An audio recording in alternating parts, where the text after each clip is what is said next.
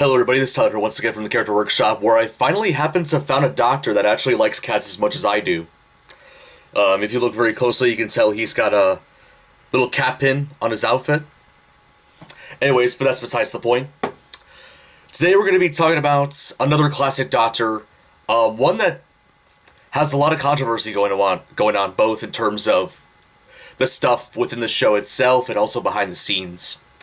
So, this particular doctor I'm talking about is played by Colin Baker, and also known as the Sixth Doctor. So, obviously the Sixth Doctor is the sixth incarnation of the Doctor seen on the long-running BBC series Doctor Who.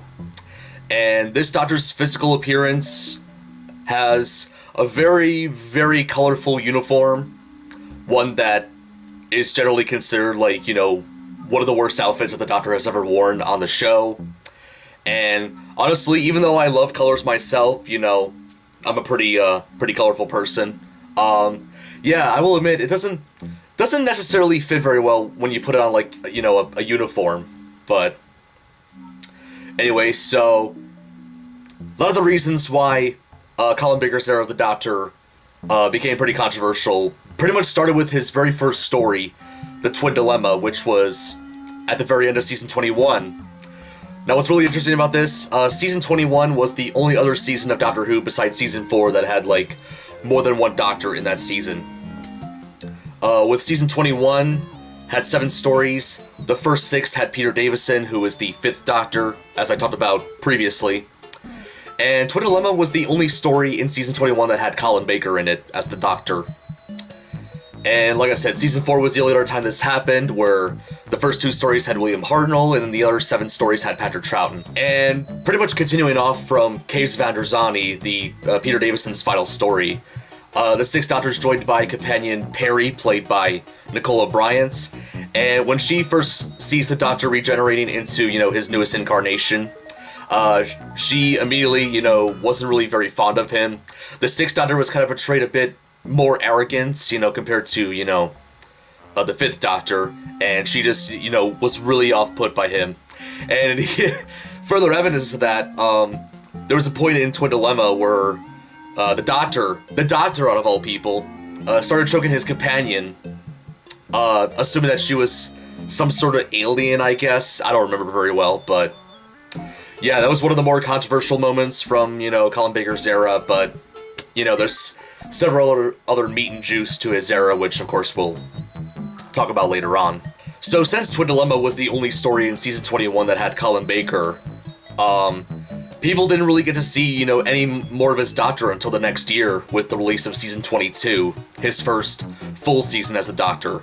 And interesting thing about season 22, Doctor Who briefly changed how long their episodes were. Prior to season 22, every episode was about 25 minutes long. And season 22 changed that. Instead of 25 minutes, the episodes were bumped up to 45 minutes. So, longer episodes overall. And because of that, the season was, pretty much cut down in half. So, instead of the usual 26 half-hour episodes like there were before, this season was 13-hour-long episodes. And there were 6 stories in season 22. And funny enough, a lot of those stories brought back some returning villains. We had Attack of the Cybermen, which brought back the Cybermen. We had Mark and the Ronnie, which brought back the Master, and also introduced a new character who I guess was meant to be a recurring, villain as well. Her name was the Ronnie, kind of like the Master. She was a rebel Time Lord, trying to cause chaos, and Ronnie was played by Kate O'Mara. And then there was the 2 Doctors. Now, the 2 Doctors was fascinating in a couple ways. I'm saying that, be it I've never seen the story, but from what I've heard, behind the scenes, it seemed pretty interesting, but I'll have to see what the story's like myself. But the 2 Doctors was a multi-Doctor story. It wasn't in honor of an anniversary or anything. They just randomly did a multi-Doctor story, because why not? So, in that story, the 6th Doctor was with the 2nd Doctor, once again played by Patrick Troughton, and funny enough, this was Patrick Troughton's 3rd return appearance on the show. He was previously in the 3 Doctors with John Pertwee, and then the 5 Doctors with Peter Davison. It very surprised me how many times like Patrick Troughton has returned to Doctor Who, and from what I've heard, apparently Troughton enjoyed being on the Five Doctors so much that he decided to return for the Two Doctors, and I guess he enjoyed the Two Doctors as well, so he was hoping he would probably, like, come back, maybe not so much as the Doctor, but like as, maybe like a hiding in a monster costume, as he said. But sadly, the Two Doctors was the final on-screen appearance of Troughton, as unfortunately he passed away 2 years later in 1987. Not only was Troughton back in the Two Doctors, but they also brought back Jamie, played by Fraser Hines, which his return kind of caused some confusion in the Doctor Who fan base, because if you guys remember when I talked about Troughton in the War Games, which was his final story, he got separated from both Jamie and Zoe, never to be seen again, and also Jamie's memories of the Doctor, besides his first encounter, have been completely wiped by the Time Lords. It sort of made people question, like, how are they able to get, like, Jamie to, like, regain his conscience of the second Doctor? It kind of caused a bit of plot holes with some of the fans. And speaking of returning, the Two Doctors also had another returning villain, this time being the Sontarans, which their last appearance was in, I believe, 1978 with The Invasion of Time from season 15 with Tom Baker. So, yeah, it was, the return of the Sontarans was, took quite a while, but there they are. And then lastly, in terms of returning villains in season 22, there was the final story, Revelation of the Daleks, which, brought back both the Daleks and Davros as usual. Now, going back into controversy territory, kind of similar to the first 3 seasons of Tom Baker's era, Colin Baker's, era also had a lot of controversy for, being pretty dark or grim. Like, for example, in Attack of the Cybermen, there was a scene where the cyber leader, I think, was, crushing a guy's hands, and you could kind of see a bit of blood coming out of his hand. It wasn't like, like a lot, but like it was, you could imagine, like, the guy just had his entire hand crushed. That got a lot of controversy. And then the next story, Vengeance on Varos, which introduced a new villain, Syl, who was pretty much just like a little slug creature who was, kind of like a rich guy, wanting to, make a lot of money. Even if it's like, through illegal processes. Vengeance on Varos also got a lot of controversy for, just its, depiction of, people just being tortured on television for, the sake of, entertainment, which, then again, that was the whole story of Vengeance on Varos, so I don't really know what they were complaining about there. And of course, other controversies here and there, but, that was kind of the meat of it. And now we get into season 23. Now, season 23 was really interesting. This season was originally going to be in the same format as season 22. Basically, 6 stories, with, 2 or 3 parts, being an hour long each. And some of the scripts that were originally going to be for the original season 23, they had plans on doing a story which would have brought back the Celestial Toymaker, who was, the only other time he was seen was in the missing First Doctor story, the Celestial Toymaker. And then there was one called Mission to Magnus, which once again would have brought back Syl from Vengeance on Varos, and it also would have had him collaborating with the Ice Warriors, and the Ice Warriors haven't been seen since Monster of Peladon with John Pertwee. And then there was one which I honestly was probably the most disappointed that wasn't made. It was called Yellow Fever and How to Cure It. It would have been another story with the Autons, and those guys haven't been seen since Terror of the Autons, once again with John Pertwee. But yeah. So when it came to season 23, all the plans for, what season 23 was going to be were scrapped. However, some of the stories that were originally going to be for that season did eventually end up being made into Big Finish audio plays later on. But instead of that, season 23 became just a season-long arc called Trial of a Time Lord. But season 23 didn't come out until pretty much 18 months after season 22 aired, so yeah, people who are fans of Doctor Who had to wait like a year and a half for like new episodes, so that was, quite a long wait. And with season 23, they brought back the format of like 25-minute episodes, so unlike in previous seasons where there were 26 25-minute episodes. This time we only got like 14 episodes this time, so definitely a lot shorter this time. And basically the whole storyline of Trial of the Time Lord, the Doctor gets put on trial by the Valyard, and, you know, just the Time Lords overall for, like, you know, messing with time. And that season was pretty much split into 4 connecting stories. First off, there was the mysterious planet where he and Perry were basically on a planet with, you know, stuff going on. I don't really remember too much of Mysterious Planet. And then there was Mind Warp, which that story brought back Syl, and unfortunately that ended up being the final appearance of Perry, as she was, you know, pretty much turned into, you know, a completely different person thanks to Syl. And because of that, the Doctor lost her. And then we get to Terror of the Vervoids, which introduces a new companion of the Doctor, Mel, played by Bonnie Langford, who pretty much was an exercise, you know, person. You know, she had like a motorized bike in the TARDIS. You know, she offered carrot juice to the Doctor, who the Doctor pretty much likes. And one of the more notable things about this character is that she can definitely scream when being attacked. Like, I can't think of a single, like, companion of the Doctor that can scream, you know, as loud as Bonnie Langford as Mel can.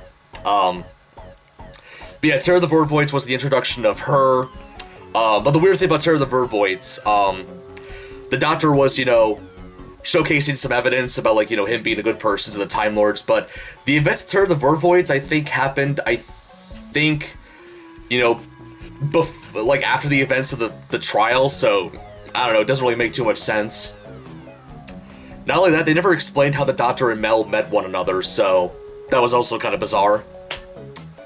And, yeah, eventually, the Doctor was kind of convinced that, like, you know, some of the evidence that was being provided, whether it's against him or for him, have been, like, you know, tampered with, which he, of course, he accuses the Valyard for, and the Valyard, you know, didn't say anything about it. Then we get to the final part of the story, the Ultimate Foe, which, you know, the Doctor brings, you know, witnesses, you know, Mel, and then another character by the name of Sabalon Glitz, who, you know, worked alongside the Doctor in the Mysterious Planets. And then the Master, played by Anthony Ainley, once again shows up and basically unintentionally refer to the Valyard as the Doctor. And then the Doctor was like, wait a minute, did you just call him Doctor? And the Master's like, oh, we all have our dark sides, Doctor, even you. And it was apparently revealed that, like, the Valyard was, like, some sort of evil, unknown incarnation of the Doctor. And everything, you know, just, you know, goes from there. Of course, the Doctor was able to stop the Valyard, and, you know, he and Mel just went on their way. And yeah, that was pretty much the entirety of Trial of a Time Lord, in a nutshell. Maybe not the best explained, but there we go. And after Trial of the Time Lord, there was no other Colin Baker stuff. So that means he only did 2 full seasons, and also 1 story that was the finale to another season, but yeah. He didn't do very many episodes. At the time, Colin Baker was the shortest running actor to play the Doctor. He only played him for like 2.5 years, so yeah, pretty short tenure. And now we get to one of the main reasons why Colin Baker's era was so, you know, hurt, you know, behind the scenes. So at the time of Colin Baker's era, the BBC controller was Michael Grade, and he had pretty much a dislike for Doctor Who, and he was not very pleased with Colin Baker's era, and yeah, he actually threatened the crew of Doctor Who to, like, you know, cancel the show if Colin Baker doesn't get recast. So yeah, unfortunately they had to force Colin Baker to, like, you know, step down as the Doctor because of, you know, Michael Grade. But yeah, that was really unfortunate. Don't really have much else to say about that. And what made it even worse, you're probably wondering, oh, did Colin Baker at least do a regeneration scene where he, you know, had his last moment and then, like, the next Doctor comes in? No. They didn't do that. They just, you know, left it there. They didn't even have him regenerate. In fact, Colin Baker suggested, you know, the crew to, like, you know, okay, I'll stay for 1 more season and I'll regenerate, but, you know, they didn't bother.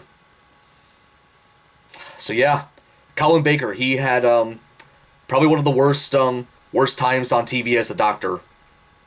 But thankfully, all hope was not lost for him, as his version of the Doctor was later expanded into Big Finish audio plays. Ever since 1999, his Doctor has had honestly a more successful run on Big Finish than he ever did on the TV show. So at least Colin Baker's finally getting some justice and being able to play the Doctor how he wanted to. And yeah, I think oh wait, hold on, there's one more thing I gotta mention when it comes to his era. So around the time Colin Baker was the Doctor, there was a TV show that was going around called Jim'll Fix It, hosted by Jimmy Savile. And it was a show where he pretty much would get a guest on the show and make their wishes come true. There was an episode called A Fix with the Sontarans, which brought in Colin Baker as the Doctor, and for some reason they brought in Tegan, played by Jeanette Fielding, which is weird because Tegan never was with the 6th Doctor. She was only with the 4th and 5th. So it was kind of weird to see her in there, but from what I've heard, I guess Nicola Bryant wasn't available, so they just had to get, Jeanette Fielding instead. I don't know. But, yeah, from what I've heard behind the scenes, I know Colin Baker said, he wasn't comfortable around Jimmy Savile, and yeah. And funny enough, after Jimmy Savile died, there's been all these, sexual harassment allegations that came out against him, and now he's pretty much seen as, really bad person now. But yeah, I can kind of see why Colin Baker, was pretty uncomfortable around him. And yeah. And fun facts, they actually included the Fix with the Sontarans Jim'll Fix It episode as a bonus feature in the Two Doctors DVD, because that was the only other time Colin Baker was with the Sontarans. And I think recently, they've had re-releases of the Two Doctors that have cut out that bonus from there, obviously because of the whole Jimmy Savile allegations. So yeah, another thing that further made Colin Baker's era kind of a shit show. Even though I've talked about a lot of negative stuff, in Colin Baker's era, I will say he's definitely a Doctor that honestly deserved a whole lot better. Do I think his episodes are great? No, not by a long shot. But honestly, like I said, the actor and the character both deserved better. It just, yeah, they had a pretty bad time at the BBC at the time. If I'll bet you anything, if they had a different controller there, they probably would have, gave Colin Baker, some more room to improve his character and, make him a bit more likable, because, he started off pretty mean. But yeah, that's all I gotta say about the Colin Baker era of Doctor Who. So hopefully you guys enjoyed it. If you did, feel free to give it a like and subscribe to the channel if you want to see more episodes of AK from England and just me Nougat plush content in general. Leave a comment down below letting me know what you think. That's about it. This is Tyler from the Character Workshop, signing out. And this is the end of Season 4. I know Season 4 was a pretty short season this time around, but I'm going to start doing a new format for AK from England where I'm going to have each season be 10 episodes long instead of 16 because, I don't know, kind of easier to work with, I would say. But stay tuned for the Season 5 premiere where I will be taking a look at the introduction story of one of Doctor Who's most well-known villains, and I think you know which one I'm talking about.